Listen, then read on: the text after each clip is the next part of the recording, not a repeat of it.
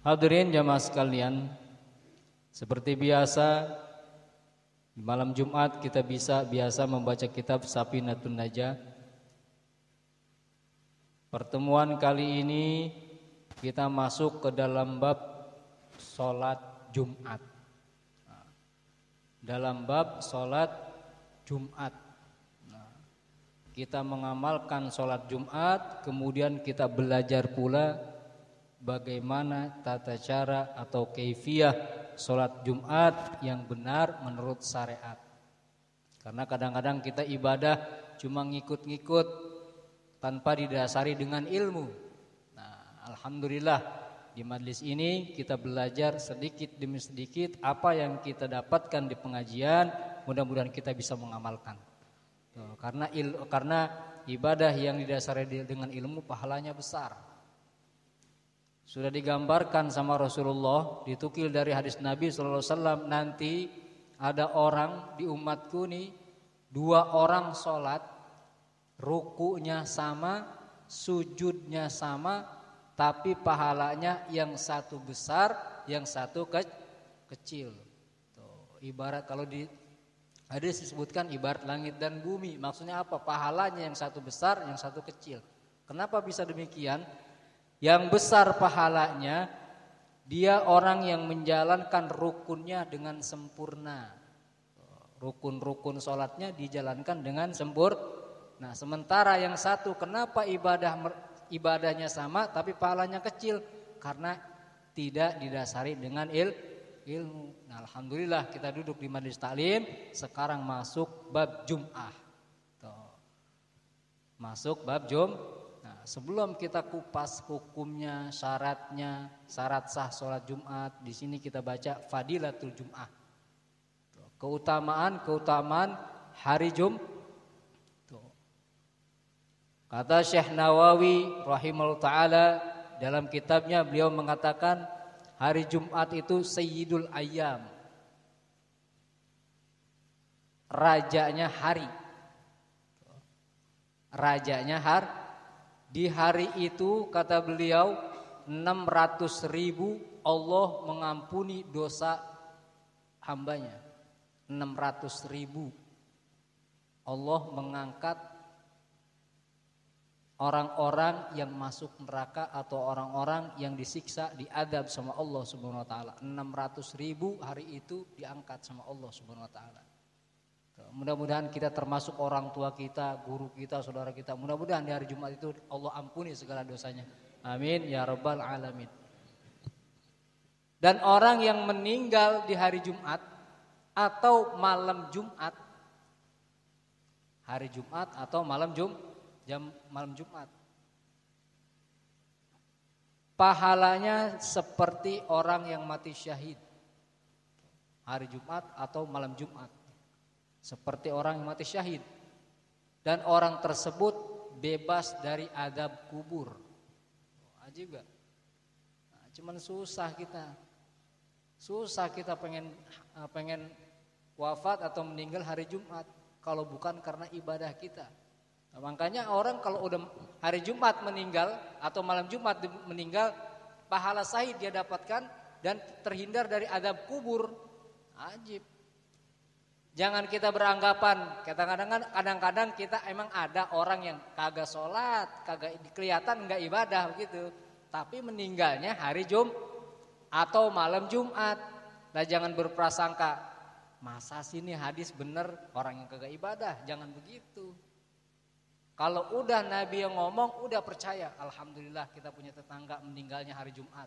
Alhamdulillah kita punya tetangga meninggalnya malam Jumat. Walaupun kelihatannya enggak ibadah, tapi akhirnya bagus. Begitu. Kan kadang-kadang tempo-tempo kita nih, orang kita yang kelihatan rajin ibadah. Ada orang yang kelihatan rajin ibadah. Tapi ketika ngelihat orang maksiat, timbul di dalam hatinya kebencian. Kadang-kadang begitu. Ngelihat tetangga kita tukang mabok, tukang judi, tempo-tempo kita timbul. Tetangga, tukang mabok, tukang judi bikin resah. Kadang-kadang timbul rasa benci di dalam hati. Tapi tetangga kita nih yang tukang mabok, tukang judi, dia ngelihat kita rajin ibadah. Di dalam hati, ya Allah, tetangga saya rajin banget ibadah. ngajinya rajin, sholatnya rajin, baca Qur'annya rajin. Tuh. Bagusan mana nih dua hati? Bagusan yang tadi apa bagusan yang kang mabok? Tuh, kadang-kadang begitu. Allah lebih senang sama onono. Allah lebih senang sama orang yang tukang judi tadi, tukang mabok tadi, tukang maksiat tadi, karena di dalam hatinya kepengen dia ibadah. Cuman belum dikasih kekuatan sama Allah. Pertama-tama kan hati kita begitu, bener ya? Lihat orang tukang judi kita benci, gedeg, jangan. Apalagi tetangga kita samping rumah kita pisan, apalagi doain, ya Allah saya punya tetangga begini kelakuannya. Kasih taufik dan hidayah ya Allah biar mau ngaji, biar mau ibadah, biar mau ke masjid begitu. Nah Allah lebih senang sama orang yang tukang mabok tadi karena hatinya yang bagus. Begitu. Jadi kita jangan prasangka orang dilihat untuk ahli maksiat tapi meninggalnya malam Jumat atau hari Jumat, jangan begitu. Kebaikan orang tuh dilihat di akhirnya, Pak. Dilihat di akhirnya. Tempo-tempo ada orang yang kelihatan ibadah, dari masih muda kelihatan ibadah tapi akhirnya jelek, kan ada. Makanya digambarkan sama Rasulullah nanti ada orang bakalnya selangkah lagi dia masuk surga tapi dicabut sama Allah malah dicemplungin ke neraka. Begitu juga sebaliknya ada orang yang selangkah lagi dia masuk neraka tapi dikembaliin sama Allah malah justru dia masuk surga. Tuh begitu. Mari berlindung kepada Allah Subhanahu wa taala. Mudah-mudahan kita semua yang ada di sini ahli surga. Amin ya rabbal alamin. Tuh hari Jumat. Tuh kata Syekh Nawawi Masya Allah. Nah di sini kita baca sedikit. Fadilah hari Jumat. Fadilatuha hiya abdulus sholawat til mafruḍah. Hari Jumat solatnya itu paling abdolnya solat. Paling abdolnya solat hari Jumat udah. Paling afdol hari Jumat. Tuh.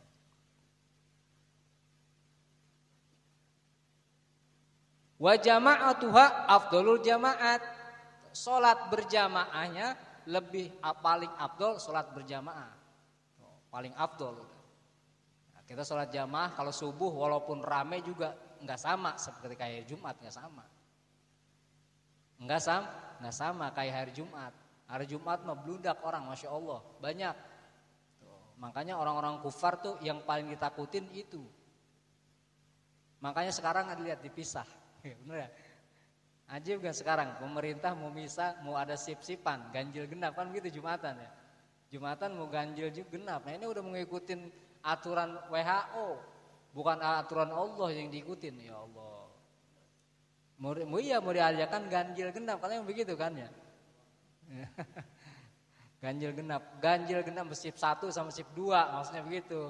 Salatnya yang pertama salat duluan, ntar habis itu salat lagi kan begitu. Kalau di negara misalkan negaranya negara orang kafir, cuman ada satu masjid di situ. Kan otomatis orang kan ke situ semua numplek. Bener gak? Karena cuman ada satu masjid, ke situ semua. Nah, karena banyaknya orang, banyaknya jamaah sampai ngeganggu aktivitas negara tersebut, itu baru boleh. Dibagi dua dah, yang satu duluan, yang satu belakangan. Karena apa? Karena mengganggu aktivitas. Lah kalau di kita kampung di kita Masya Allah masjid belatak, bener? Masjid di mana ada, makanya ganjil gitu kayak. Jangan ya, yang ikutin aturan WHO, ikutin aturan Al-Quran. Undang-undang para ulama, undang-undang para guru itu Al-Quran. Nah, udah gitu ikutin ada guru. Tuh.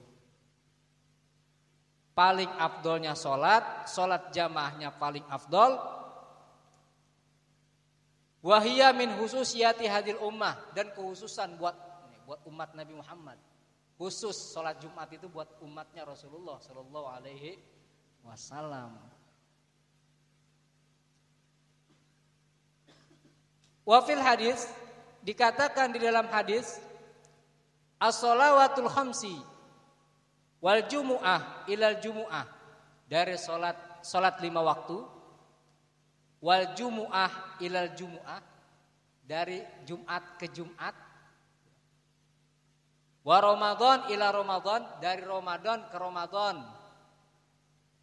Mukaffiratul lima bainahuma idza tunibat kabair. Dari salat 5 waktu, Johor ke Asar, diampuni dosa kita sama Allah Subhanahu wa taala. Dari Jumat ke Jumat, Jumat Mareno ke Jumat yang depan, diampuni dosa kita sama Allah Subhanahu wa taala. Begitu maksudnya. Ramadan dari Ramadan Mareno ke Ramadan depan, diampuni dosa kita sama Allah Subhanahu wa taala kalau kita ngamalin. Salat 5 waktu. Dari Johor ke Asar, kita sholat, Johor sholat, Asar sholat, diampuni dosa kita tuh sama Allah Subhanahu wa taala. Orang yang sholat 5 waktu insya Allah bersih Pak dari dosa. Kalau Rasulullah menggambarkan begini, bagaimana kalau seandainya di depan rumah ente ada kali, ada tempat mandi, ente mandi 5 kali, kira-kira badan ente bersih gak?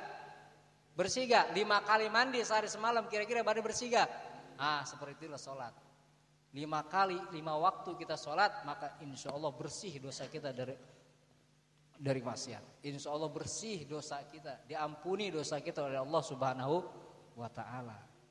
Dari Jumat ke Jumat depan diampuni dosa kita, amalin dosa Jumat.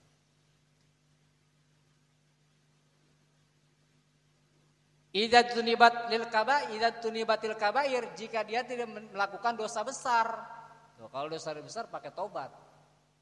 Kalau dosa besar pakai tobat, tobatan nasuha. Nanti di bab tobat ada di kitab Riyadhus Shalihin. Bab tobat itu dibahas sama Syekh Nawawi, saya sama Syaibul Adhkar di situ. Tuh, kalau dosa besar pakai tobat. Kalau dosa besar nggak bisa diampuni dengan perkara ini, tapi dia wajib tobat sama Allah Subhanahu wa taala. Itu dosa besar. Waman ghasala yaumal jum'ah waqtasil. Barang siapa yang mengusap mukanya, basuh muka, waqtasil, kemudian dia mandi dah. Ibarat begini, orang yang mandi hari Jumat begitu. Orang yang mandi hari Jumat, wabakaro wabitakar.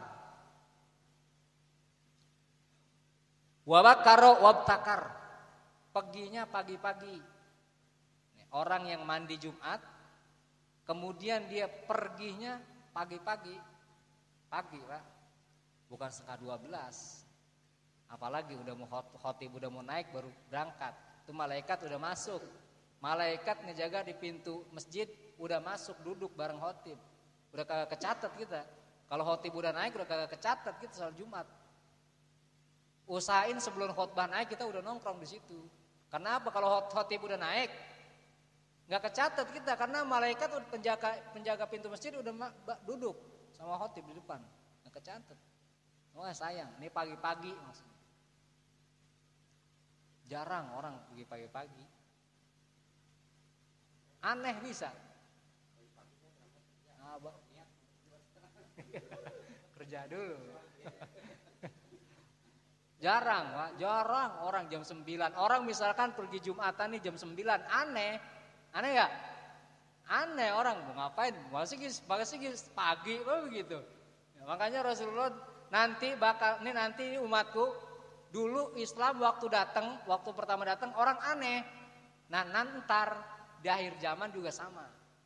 Orang aneh, ngelihat orang pergi pagi-pagi sholat Jumat, lah masih pagi, begitu ntar aneh dia. Itu udah disabdakan sama Rasulullah SAW. Ini pagi-pagi mandi nih. Barang siapa yang mandi Jumat, nah katakan begitu ya. Barang siapa yang mandi Jumat, kemudian dia perginya pagi-pagi. Wabakaro wabtakar, wamashi walam yarkab. Dia enggak berkendara, jalan kaki. Habis mandi, perginya pagi-pagi, jalan kaki. Jalan, enggak pakai kendaraan. Makanya bagusnya tuh kalau kita, apalagi cuma dekat sini, bagusnya jangan pakai motor. Mendingan jalan, lebih afdol. Kalau bisa perginya, kita pergi masjid kan dekat nih, perginya rada jauhan. Perginya agak muteran dikit. Tuh, perginya agak muteran. Ntar pulangnya buru-buru, ambil. Kalau Jumatan begini Pak, kalau Jumatan itu perginya ambil yang terjauh, pulangnya ambil yang terdekat. Jumatan. Jalan mana yang kira-kira paling jauh nih? Amalin itu. Karena entar padilannya nih disebutin di sini. Mungkin jauh, mungkin bagus. Kita dari sini ke masjid kan di sini tuh, muter lewat mana ke dulu, jalan ada jauhan. Nanti pulangnya buru-buru ambil jalan yang terdekat. Kenapa? Biar orang rumah dapat rahmat. Nah, kayak kita pengajian begini nih. Kalau bisa begitu kelar, udah nggak ada apa-apa lagi lah, buru-buru pulang, ambil jalan yang terdekat. Kenapa? Biar orang rumah dapat rahmat. Biar orang rumah dapat rahmat dari Allah Subhanahu wa taala lantaran dia ngelihat kita habis sholat Jumat. Tuh, ambil jalan yang terdekat buru-buru. Tuh. Mandi, berangkatnya pagi-pagi, nggak berkendara. Wadana minal imam, pastama'a walam yal. Kemudian dia mendekat kepada imam, duduknya depan, maksudnya. Imam misalkan di sini, dia duduk situ, di barisan yang terdepan. Usahain itu kalau sholat berjamaah berebut barisan terdepan, Pak. Rasulullah SAW kalau seandainya orang tahu pahala orang yang sholat di barisan pertama, di saf pertama, kalau seandainya nggak ada perkara yang buat orang duduk depan diundi nih, dia harus diundi. Kalau misalkan orang ini berebutan karena kepengen dulu depan, kalau seandainya nggak bisa begitu diundi. Karena apa? Karena besarnya pahala orang yang di barisan depan. Kadang-kadang kan sholat Jumat datang duluan, duduknya di pojok sono. Sayang itu sebetulnya, ya Allah. Iya, duduknya di pojok sono. Di depan, kita datang duluan, sop pertama belum kita isi, udah isi buru di depan. Bagus. Allah Subhanahu wa taala, Allah dan para malaikat bersalawat kepada orang yang sholatnya di barisan depan. Sholatnya di barisan depan. Kita misalkan jangan terlalu depan imam tuh. Misalkan kan imam kan yang afdolnya orang di belakang imam itu orang yang paham. Di belakang imam nih orang yang paham itu yang lebih afdol di depan situ. Nah kita nyadar diri, kita orang biasa, orang awam, kerjaan kita tukang ngarit, duduk pinggir sana gitu. Biar tahu diri kita bukan siapa-siapa. Karena apa? Takutnya ntar imam salah, kita kan tanggung jawab kalau paling depan situ. Duduk paling belakang imam. Makanya orang yang paling belakang imam itu harusnya orang yang mengerti. Karena ketika imam salah, dia yang berkewajiban negor. Orang yang paling belakang imam persis. Nah kita belah sana kayak pojok kanan lebih afdol. Di samping kanan yang lebih afdol itu barisan depan di sebelah kanan. Barisan depan sebelah kanan itu lebih afdol duduk di situ. Innallaha, Allah dan malaikat bersolawat nih sama orang yang duduk di depan, paling depan itu bersolawat. Malaikat sama Allah Subhanahu wa taala, ya Allah. Kalau udah disolawatin sama malaikat, mulia orang Pak. Tuh. Kita kembali mandi, kemudian perginya pagi-pagi, dia jalan kaki mendekat kepada imam atau duduknya dekat sama imam, pastama'a walam yalag. Kemudian dia tidak main-main dengerin khotib. Tuh, berarti 5. Gak main-main dengerin khotib. Khotib ngomong, khotib khutbah dengerin begini. Simak baik-baik. Ini kadang-kadang ngiler sih. Kebangetan tidur, malamnya malam Jumat tentu gadang. Siangnya kurang tidur, pergi sholat Jumat tidur. Baik-baik, kalau tidurnya enggak kita perhatiin, cara tidur kan salah satu yang membatalkan wudu kan dengan tidur. Benar gak? Salah satu yang membatalkan wudu itu tidur. Kecuali tidurnya orang duduk. Bagaimana cara duduknya? Cara duduk orang yang tidur enggak batal. Ini dubur kita nih, bolongannya nih, ada bolongan kan dubur nih. Tempelin ke tanah, tempelin ke tempat kita duduk, ini sejadah begini. Usahain bagaimana caranya ketika angin itu keluar, enggak keluar. Nah bagaimana dah? Atur aja sendiri, enggak bisa saya ngatur. Atur aja masing-masing, bagaimana cara duduknya. Begitu. Nah ketika orang begini nih, dia tidur. Khotib lagi khotbah, dia tidur. Itu enggak batal. Kenapa? Karena udah diatur, duduknya rapi begini. Sekalipun dia kentut, misalkan kentut dia, Tapi kan dalam keadaan tidur begini, nggak batal. Dia dalam keadaan tidur, cuman jangan nanya sama yang sebelah. Jangan kayak ditanya tadi kentut gak gua. Nah, jangan. Kalau ditanyain tadi kentut gak gua? Kentut lu jorok banget, batal. Tuh, kita duduk begini, rapi. Nah, itu tidur begitu dengerin khotib, kita nggak batal. Tapi kan kadang-kadang orang nggak mikirin ke situ, Pak. Khotib lagi khotbah, dia tidur aja udah begini. Kalau enggak diatur duduknya, batal dia sholat. Begitu komat, buru-buru wudu. Tempo-tempo kan ada orang dari khotbah pertama sampai khotbah kedua kagak denger. Kagak denger, saking ngantuknya dia begitu. Ada. Ya, kalau mau tidur, atur duduknya rapih, baru boleh tidur. Kalau udah ngantuk, yang afdal jangan tidur. Dengerin khotbah, simak baik-baik. Ilmu itu bukan cuma dari pengajian begini, khotib juga menyampaikan ilmu. Ittaqullah setiap hari. Ngajak kita bertakwa, ngajak kita nambah takwa. Simak baik-baik, kita ambil bawa pulang. Saya kadang-kadang kalau sholat Jumat tuh di Al-Khairat, tuh, Masya Allah ya khotbah itu orang-orang udah Masya Allah semua. Kadang-kadang saya suka bawa pulpen, saya catat. Itu walaupun saya catat tulis. Oh, penting, bukan cuma di pengajian ini, jarang, cuman orang jarang, Pak. Apa merhatiin khotbah jarang. Tahu-tahu sholat, dia dengerin khotbah, kan begitu. Tuh ya. Kita kembali, saya ulang lagi, mandi, berangkatnya pagi-pagi, enggak berkendara, sholatnya di depan, enggak main-main. Nah, di sini baru khobarnya. Kana lahu bikulli khotwatin amala sanatin ajru siyamiha wa qiyamiha.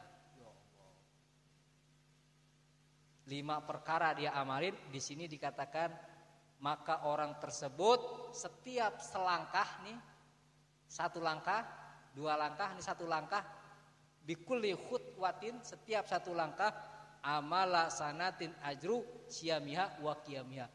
Ibarat dia diberi pahala seperti orang yang puasa dan sholat malam selama setahun. Ajib gak? Diam bayar.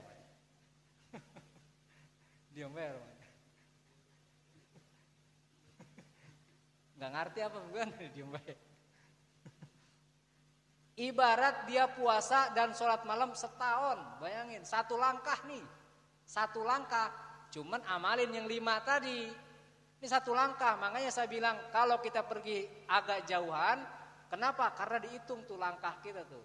1 langkah kalau udah ngamalin yang 5 ini nih. Setiap 1 langkah ibarat puasa dan sholat malam selama setahun. Pahalanya sama. Tuh. Selangkah. Kalau kita ke masjid berapa langkah juga. Ada yang suka ngitung. Dari rumah ke masjid berapa langkah. Nah hitung tuh. Kalau mungkin jauh kita datang ke masjid, berarti langkah kita mungkin jauh. Makanya sunnahnya dengan berjalan kaki. Mungkin jauh, mungkin banyak lagi pahalanya dengan syarat 5 perkara tadi diamalin. Yang pertama mandi, kemudian yang kedua perginya pagi-pagi, kemudian enggak berkendara, kemudian duduknya di depan, kemudian dia simak ketika khotib berkhutbah. 5 berarti. Kita amalin 5 perkara ini pahalanya besar. Oh, ya. Paham? Wallahu a'lam bishawab. Itu aja yang dapat saya sampaikan. Kurang lebihnya mohon maaf. Rabbana anfa'na bima 'allamtana, Rabbi 'allimna alladzi yanfa'una, Rabbi faqina wa faqih ahlana wa qurbatin lana fi dinina ma'al kusri unsa wa dzakar. Allahumma adina bihudak waj'alna mimman yusari'u fi ridhaq wa la tuwallina waliyan siwak wa la taj'alna mimman khalafa amraka wa asaq. Wa hasbunallahu wa ni'mal wakil. Wala haula wala quwata illa billahil aliyil azim. Rabbana atina fid dunya hasanah wa fil akhirati hasanah wa qina adzabannar. Wa sallallahu ala sayidina Muhammadin wa ala alihi wasallam walhamdulillahi rabbil alamin.